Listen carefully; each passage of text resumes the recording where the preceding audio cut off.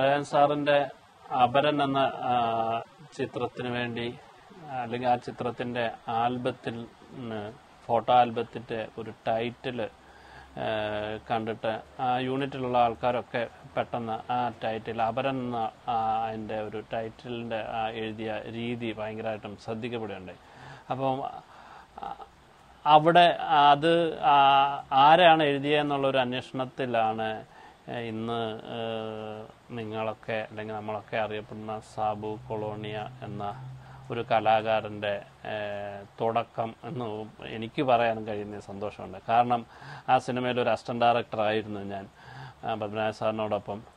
അങ്ങനെ പത്മനാഭൻ സാറിൻ്റെ അപരൻ എന്ന സിനിമയിലൂടെയാണ് മലയാള സിനിമയ്ക്ക് സാബു കൊളോണിയ എന്ന പരസ്യ കലാകാരനെ ലഭിക്കുന്നത്.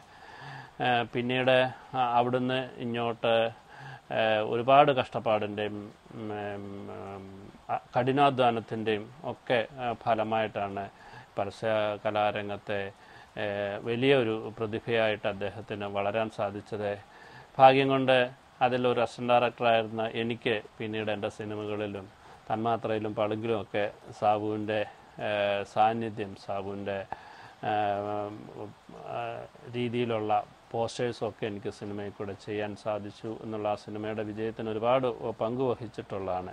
ഈ കഠിനാധ്വാനത്തിന് സാബുവിന് ലഭിച്ച വലിയൊരു അനുഗ്രഹമായിട്ടാണ് എനിക്ക് ഈ ഇൻസ്റ്റിറ്റ്യൂട്ടിനെ കാണാൻ കഴിയുന്നത്.